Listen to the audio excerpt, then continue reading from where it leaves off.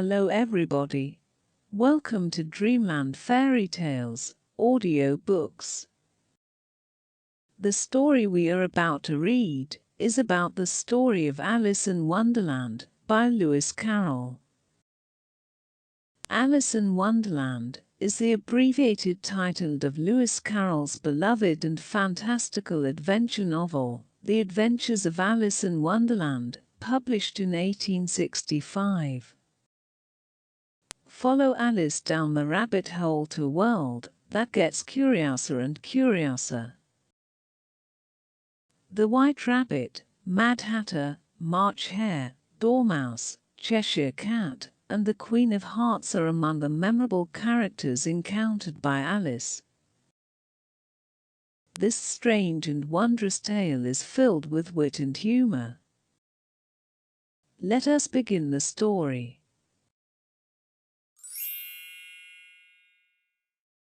Chapter 6. Pig and Pepper. For a minute or two she stood looking at the house and wondering what to do next, when suddenly a footman in livery came running out of the wood. She considered him to be a footman because he was in livery. Otherwise, judging by his face only, she would have called him a fish, and rapped loudly at the door with his knuckles. It was opened by another footman in livery, with a round face and large eyes like a frog, and both footmen, Alice noticed, had powdered hair that curled all over their heads. She felt very curious to know what it was all about, and crept a little way out of the wood to listen. The Fish Footman began by producing from under his arm a great letter, nearly as large as himself, and this he handed over to the other, saying, in a solemn tone, "For the Duchess." An invitation from the Queen to play croquet. The Frog Footman repeated, in the same solemn tone, only changing the order of the words a little, "From the Queen." An invitation for the Duchess to play croquet. Then they both bowed low, and their curls got entangled together. Alice laughed so much at this that she had to run back into the wood for fear of their hearing her, and when she next peeped out the Fish Footman was gone, and the other was sitting on the ground near the door, staring stupidly up into the sky. Alice went timidly up to the door and knocked. "There's no sort of use in knocking," said the footman, "and that for two reasons. First, because I'm on the same side of the door as you are. Secondly, because they're making such a noise inside, no one could possibly hear you." And certainly there was a most extraordinary noise going on within, a constant howling and sneezing, and every now and then a great crash, as if a dish or kettle had been broken to pieces. "Please, then," said Alice, "how am I to get in?" "There might be some sense in your knocking," the footman went on without attending to her, "if we had the door between us. For instance, if you were inside, you might knock, and I could let you out, you know." He was looking up into the sky all the time he was speaking, and this Alice thought decidedly uncivil. "But perhaps he can't help it," she said to herself, "his eyes are so very nearly at the top of his head. But at any rate he might answer questions. How am I to get in?" she repeated aloud. "I shall sit here," the footman remarked, "till tomorrow." At this moment the door of the house opened, and a large plate came skimming out, straight at the footman's head. It just grazed his nose, and broke to pieces against one of the trees behind him. Or next day, maybe, the footman continued in the same tone, exactly as if nothing had happened. "How am I to get in?" asked Alice again, in a louder tone. "Are you to get in at all?" said the footman. That's the first question, you know. It was, no doubt. Only Alice did not like to be told so. It's really dreadful, she muttered to herself, the way all the creatures argue. It's enough to drive one crazy. The footman seemed to think this a good opportunity for repeating his remark, with variations. I shall sit here, he said, on and off, for days and days. But what am I to do? Said Alice. Anything you like, said the footman, and began whistling. Oh, there's no use in talking to him, said Alice desperately. He's perfectly idiotic. And she opened the door and went in. The door led right into a large kitchen, which was full of smoke from one end to the other. The Duchess was sitting on a three-legged stool in the middle, nursing a baby. The cook was leaning over the fire, stirring a large cauldron which seemed to be full of soup. There's certainly too much pepper in that soup, Alice said to herself, as well as she could for sneezing. There was certainly too much of it in the air. Even the Duchess sneezed occasionally, and as for the baby, it was sneezing and howling alternately without a moment's pause. The only things in the kitchen that did not sneeze were the cook and a large cat which was sitting on the hearth and grinning from ear to ear. Please would you tell me, said Alice, a little timidly, for she was not quite sure whether it was good manners for her to speak first, why your cat grins like that. It's a Cheshire Cat, said the Duchess, and that's why. Pig. She said the last word with such sudden violence that Alice quite jumped, but she saw in another moment that it was addressed to the baby, and not to her, so she took courage, and went on again. I didn't know that Cheshire Cats always grinned. In fact, I didn't know that cats could grin. They all can, said the Duchess, and most of 'em do. I don't know of any that do, Alice said very politely, feeling quite pleased to have got into a conversation. You don't know much, said the Duchess, and that's a fact. Alice did not at all like the tone of this remark, and thought it would be as well to introduce some other subject of conversation. While she was trying to fix on one, the cook took the cauldron of soup off the fire, and at once set to work throwing everything within her reach at the Duchess and the baby. The fire irons came first, then followed a shower of saucepans, plates, and dishes. The Duchess took no notice of them even when they hit her, and the baby was howling so much already that it was quite impossible to say whether the blows hurt it or not. Oh, please mind what you are doing, cried Alice, jumping up and down in an agony of terror.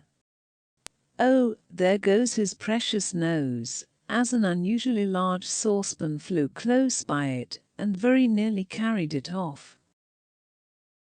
If everybody minded their own business, the Duchess said in a hoarse growl, the world would go round a deal faster than it does. Which would not be an advantage, said Alice, who felt very glad to get an opportunity of showing off a little of her knowledge. Just think of what work it would make with the day and night. You see, the earth takes 24 hours to turn round on its axis. Talking of axes, said the Duchess, chop off her head. Alice glanced rather anxiously at the cook, to see if she meant to take the hint, but the cook was busily stirring the soup, and seemed not to be listening, so she went on again. 24 hours, I think, or is it 12? Oh, don't bother me, said the Duchess, I never could abide figures. And with that she began nursing her child again, singing a sort of lullaby to it as she did so, and giving it a violent shake at the end of every line. Speak roughly to your little boy and beat him when he sneezes. He only does it to annoy, because he knows it teases. Chorus, in which the cook and the baby joined. Wow, wow, wow. While the Duchess sang the second verse of the song, she kept tossing the baby violently up and down, and the poor little thing howled so that Alice could hardly hear the words. I speak severely to my boy, I beat him when he sneezes, for he can thoroughly enjoy the pepper when he pleases. Chorus. Wow, wow, wow. Here, you may nurse it a bit, if you like, the Duchess said to Alice, flinging the baby at her as she spoke. I must go and get ready to play croquet with the Queen, and she hurried out of the room. The cook threw a frying pan after her as she went out, but it just missed her. Alice caught the baby with some difficulty, as it was a queer-shaped little creature, and held out its arms and legs in all directions, just like a starfish, thought Alice. The poor little thing was snorting like a steam engine when she caught it, and kept doubling itself up and straightening itself out again, so that altogether, for the first minute or two, it was as much as she could do to hold it. As soon as she had made out the proper way of nursing it, which was to twist it up into a sort of knot, and then keep tight hold of its right ear and left foot, so as to prevent its undoing itself, she carried it out into the open air. If I don't take this child away with me, thought Alice, they're sure to kill it in a day or two. Wouldn't it be murder to leave it behind? She said the last words out loud, and the little thing grunted in reply. It had left off sneezing by this time. Don't grunt, said Alice, that's not at all a proper way of expressing yourself. The baby grunted again, and Alice looked very anxiously into its face to see what was the matter with it. There could be no doubt that it had a very turn-up nose, much more like a snout than a real nose. Also its eyes were getting extremely small for a baby. Altogether Alice did not like the look of the thing at all. But perhaps it was only sobbing, she thought, and looked into its eyes again, to see if there were any tears. No, there were no tears. If you are going to turn into a pig, my dear, said Alice, seriously, I'll have nothing more to do with you. Mind now. The poor little thing sobbed again, or grunted, it was impossible to say which, and they went on for some while in silence. Alice was just beginning to think to herself, now, what am I to do with this creature when I get it home? When it grunted again so violently that she looked down into its face in some alarm. This time there could be no mistake about it. It was neither more nor less than a pig, and she felt that it would be quite absurd for her to carry it further. So she set the little creature down, and felt quite relieved to see it trot away quietly into the wood. If it had grown up, she said to herself, it would have made a dreadfully ugly child. But it makes rather a handsome pig, I think. And she began thinking over other children she knew, who might do very well as pigs, and was just saying to herself, if one only knew the right way to change them, when she was a little startled by seeing the Cheshire Cat sitting on a bough of a tree a few yards off.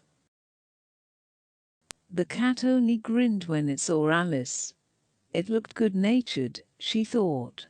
Still it had very long claws and a great many teeth, so she felt that it ought to be treated with respect. Cheshire Puss, she began, rather timidly, as she did not at all know whether it would like the name. However, it only grinned a little wider. Come, is pleased so far, thought Alice, and she went on. Would you tell me, please, which way I ought to go from here? That depends a good deal on where you want to get to, said the cat. I don't much care where, said Alice. Then it doesn't matter which way you go, said the cat. So long as I get somewhere, Alice added as an explanation. Oh, you're sure to do that, said the cat, if you only walk long enough. Alice felt that this could not be denied, so she tried another question. What sort of people live about here? In that direction, the cat said, waving its right paw around, lives a hatter. And in that direction, waving the other paw, lives a March hare. Visit either you like. They're both mad. But I don't want to go among mad people, Alice remarked. Oh, you can't help that, said the cat. We're all mad here. I'm mad. You're mad. How do you know I'm mad, said Alice. You must be, said the cat, or you wouldn't have come here. Alice didn't think that proved it at all. However, she went on, and how do you know that you're mad? To begin with, said the cat, a dog's not mad. You grant that? I suppose so, said Alice. Well, then, the cat went on, you see, a dog growls when it's angry, and wags its tail when it's pleased. Now I growl when I'm pleased, and wag my tail when I'm angry. Therefore I'm mad. I call it purring, not growling, said Alice. Call it what you like, said the cat. Do you play croquet with the Queen today? I should like it very much, said Alice, but I haven't been invited yet. You'll see me there, said the cat, and vanished. Alice was not much surprised at this. She was getting so used to queer things happening. While she was looking at the place where it had been, it suddenly appeared again. By the by, what became of the baby, said the cat. I'd nearly forgotten to ask. It turned into a pig, Alice quietly said, just as if it had come back in a natural way. I thought it would, said the cat, and vanished again. Alice waited a little, half expecting to see it again, but it did not appear, and after a minute or two she walked on in the direction in which the March hare was said to live. I've seen hatters before, she said to herself. The March hare will be much the most interesting, and perhaps as this is made won't be raving mad, at least not so mad as it was in March. As she said this, she looked up, and there was the cat again, sitting on a branch of a tree. Did you say pig, or fig, said the cat. I said pig, replied Alice, and I wish you wouldn't keep appearing and vanishing so suddenly. You make one quite giddy. All right, said the cat, and this time it vanished quite slowly, beginning with the end of the tail, and ending with the grin, which remained some time after the rest of it had gone. Well, I've often seen a cat without a grin, thought Alice, but a grin without a cat. It's the most curious thing I ever saw in my life. She had not gone much farther before she came in sight of the house of the March hare. She thought it must be the right house, because the chimneys were shaped like ears, and the roof was thatched with fur. It was so large a house that she did not like to go near it till she had nibbled some more of the left-hand bit of mushroom, and raised herself to about 2 feet high. Even then she walked up towards it rather timidly, saying to herself, suppose it should be raving mad after all. I almost wish I'd gone to see the hatter instead. And that is the end of Chapter 6. Pig and Pepper in the tale Alice in Wonderland by Lewis Carroll. Check the link in the description and click it to continue reading the Chapter 7. A Matty Party. You might also enjoy the story of Dr. Know-All by the Brothers Grimm. The story is about a peasant named Crab saw how well a doctor ate and asked him how to become one. The doctor told him to buy an ABC book with a rooster up front, sell his oxen and car to buy doctor's equipment and clothing, and advertise himself as Dr. Know-All. Crab takes this advice serious and soon becomes a doctor under this name. If you enjoyed that story, leave a like and do not forget to subscribe to Dreamland Fairy Tales audiobooks. Hit notification bell button to be updated to our latest fairy tale stories and enjoy a complete collection of short stories for children. I hope you enjoyed reading with me. Until next time, goodbye.